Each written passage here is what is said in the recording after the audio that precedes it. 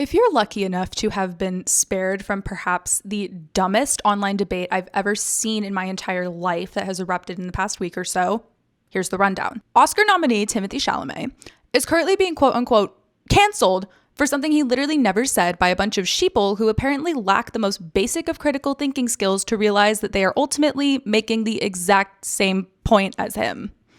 We live in a society for real. On February 24th, the Variety YouTube channel uploaded a town hall in collaboration with CNN, starring Timothée Chalamet and Matthew McConaughey in an actors-on-actors type of conversation in front of a live audience. About 45 minutes into the video, Matthew McConaughey brings up the issue of shortened audience attention spans and how dwindling consumer patience for long-form media has affected how studios structure films, primarily by abbreviating the fundamental expository first acts of films to secure the attention of people whose brains are rotted by Instagram reel engagement bait, essentially, which is a valid point. Timothy, agreeing with Matthew, points out a general pendulum swing he's observed in audiences becoming aware of this and sort of a reactionary growing desire for, quote, things that are more patient and pull you in, unquote.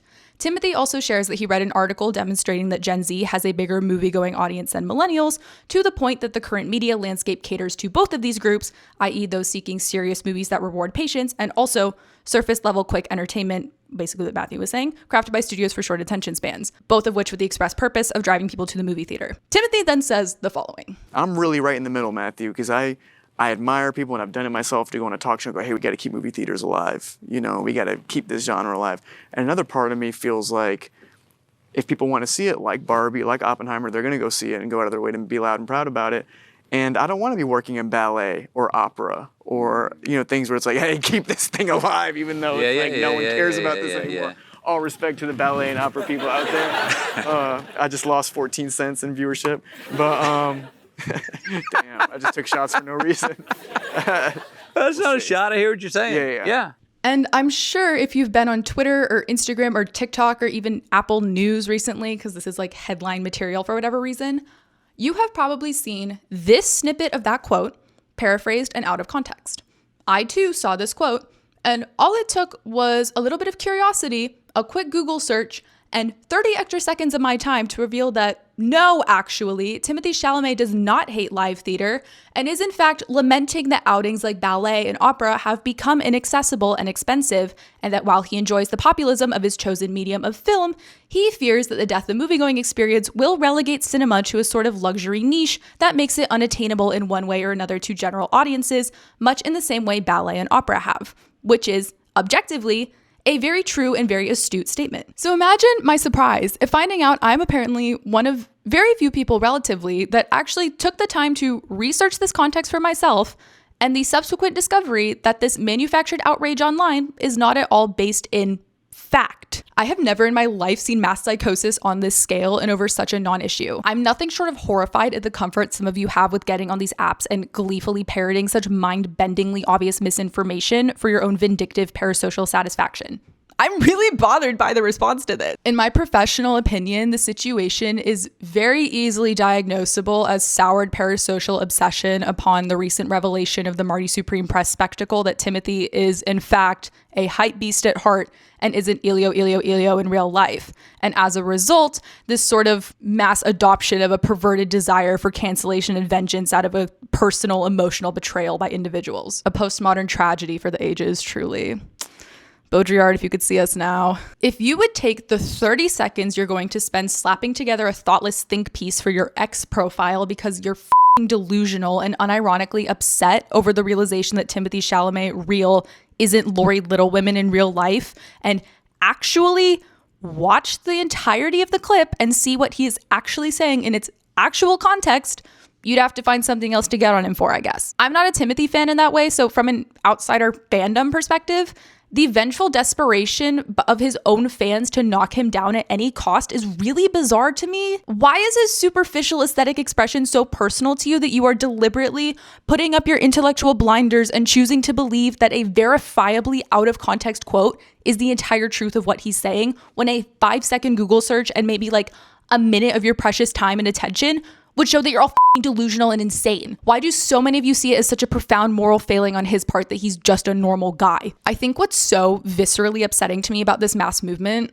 it's not the fact that it's Timothy specifically coming under fire, but rather the complete and utter rejection of critical analysis and individual thought on such a monumental scale, and how such a blatantly inaccurate and myopic read of the situation has become the most like PC take to have in the discussion. Aside from the fact that this is just a non-issue to begin with, and that you're all chronically parasocial and addicted to outrage and choosing a really weird hill to die on for it, it's false.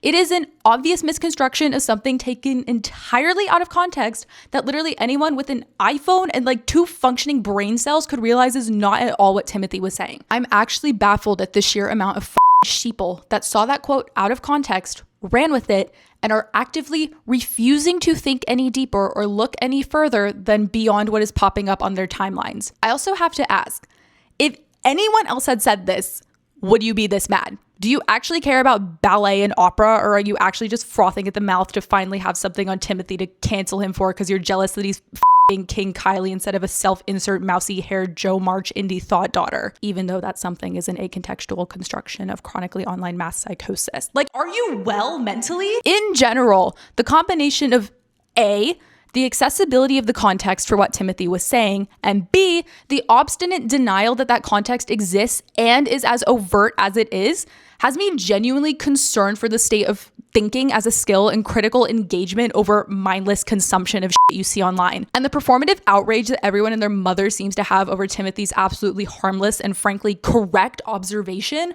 also has me concerned for the state of rhetoric and people's ability to reason beyond emotional appeal. Let's say, hypothetically, that there was no further context for this quote and you are all right and the statement Timothy was making is indeed ballet. I have yet to see anyone engage with this false point in a way that isn't based in pure subjective emotion and parasocial betrayal by an image of Timothy that was never real in the first place. But then again, there is no valid logical argument you can make from this because it is so easily provable as a non-issue that there is no intellectual sense to be made from it. Not to mention that the direct challenges by like actual opera ballet companies and dancers to Timothy are projecting a wholly fabricated emotional narrative / value statement onto what was ultimately a neutral observational comment on the public perception of ballet, theater, and cinema in general. Nowhere did he say, I, Timothy Chalamet, don't give a about ballet. I, Timothy Chalamet, hate theater, movies forever. And all these like open letters and think pieces from ballet companies and dancers that are like, Timothy, we'll change your mind because you hate us so badly. We'll help you